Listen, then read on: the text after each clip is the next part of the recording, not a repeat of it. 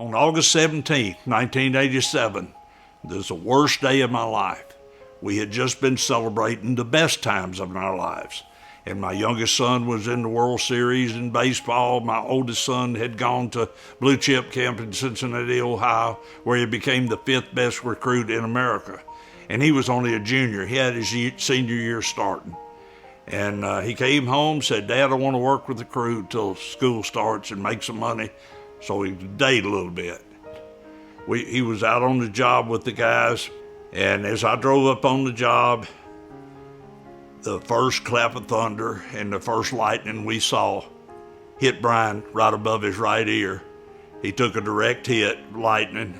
I got to the hospital and had 2 nurses come out of the emergency room and meet me.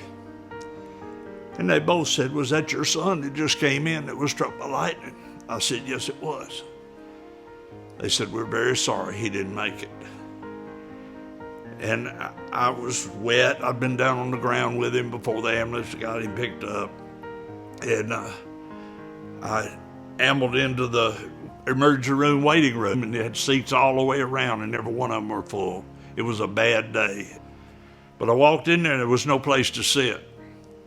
And don't know what possessed me to do what I did, but I thank God I did it. I looked down to the coffee table sitting there in the middle of the room, and it had one of those little Gideon New Testament Bibles laying on it. And I just fell on my knees and leaned over and put my forehead on that little Bible, and I screamed at the top of my lungs. I said, "God, give it back. Let me be the kind of father I need to be." Immediately, when I said that, immediately, everybody in that room heard the doctor back in the emergency room scream out, "Nurses, get back in here. I got a heartbeat." They got Brian a little bit stabilized. They came out, and he told me, "You're going to need urologists, pulmonologists, all the different doctors of all kinds." They had tubes in him everywhere. They had all kinds of stuff by the time we saw him in the intensive care. And the little doctor, he stood there with his hands behind his back and rocking on his feet. And he said, "Well, we've turned the cooling blankets off. His fever is going to continue to rise, and his heart will race, and he will die tonight." When he said that, something came over me. I said, "Look, you go back in there and do what you can for my son, and we'll get you some help." And I didn't even know why I said that, but within me, God was working within me. There was 8 pastors there that heard what the doctor told us. There was a little pastor there that we had gone to his church at Madison Creek Baptist Church, and he always wore a little derby hat.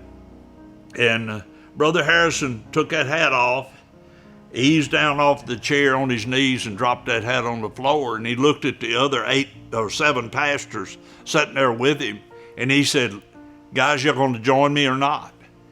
People were starting to pray prayers that I had never heard before, and that God would put his hand upon Brian and heal him, and his temperature would come down, that we would get a better report than what the doctor had just gave us. After he did that, he got up, put his little derby hat on, walked out. He said, "That'd take care of that." At 10 o'clock, walked in, I'll never forget this.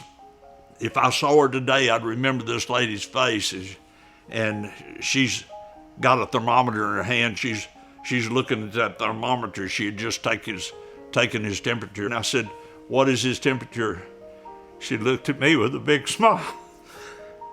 She said, 98.6.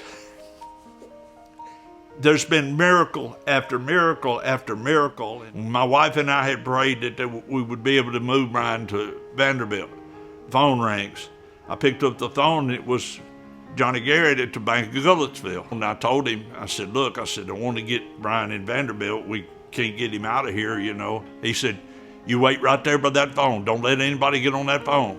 I hung the phone up, and it wasn't 5 minutes. The public relations director for Vanderbilt Children's Hospital. Said, Mr. Bloodworth, do you want your son here? I said, yes, ma'am, I sure do.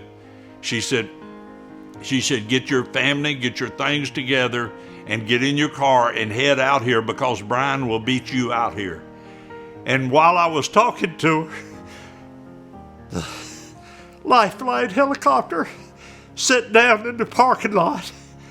They come in, they got Brian, they didn't talk to us.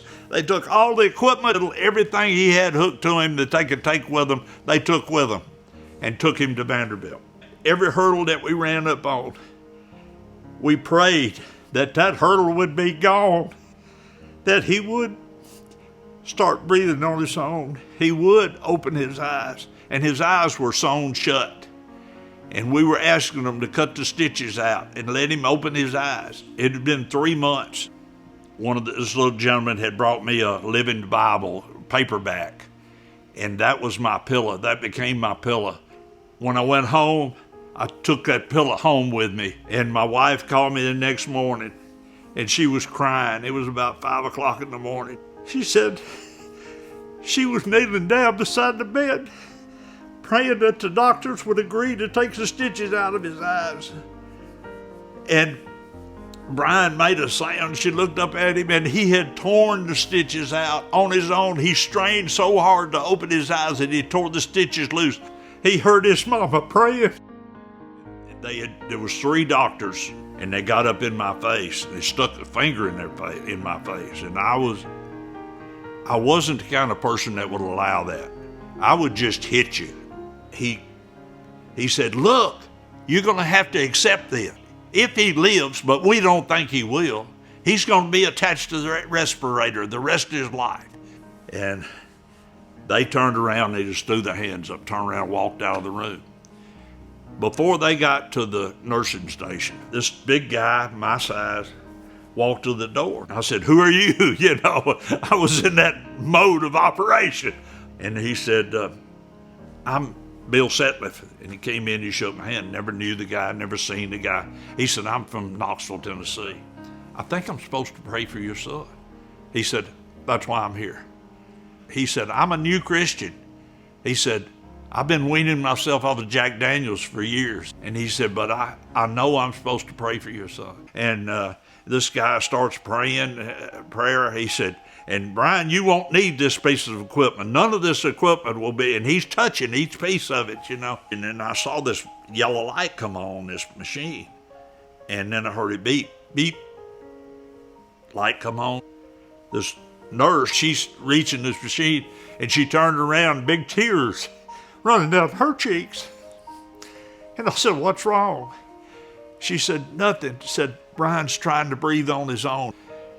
8 hours from that prayer, Brian was weaned off of a respirator that they told me he'd be attached to the rest of his life. He's never, since that morning, never been back on a respirator in his life. But a little Presbyterian preacher came to me the 3rd day after Brian got hurt. He said, come out here, Dan. He took me out in the parking lot. And he said, Dan, have you got a quarter? He took it and he said, now you don't want this back. This is mine, right? I'm not borrowing it. You're giving it to me. I said, yeah, Joe, it's yours. Keep it. He said, Dan, that's exactly what you got to do with Brian. You got to turn him over to God. He's God's. He was God's before you got him. And said, God's going to do what needs to be done. It's not up to you. It's up to God. And said, when you can release Brian to him and relax in the fact that God's got him. If I dwell on the fact that me and him can't go hunting or fishing, or he's not got some babies, that would kill me. But I have to dwell on what God's doing and not what I would like to see happen. You know, we're still waiting. But we're going to get it. We're going to get it, and Brian still fights every day to get better. You know, all I can judge is God loved me and loved him enough that we're still together.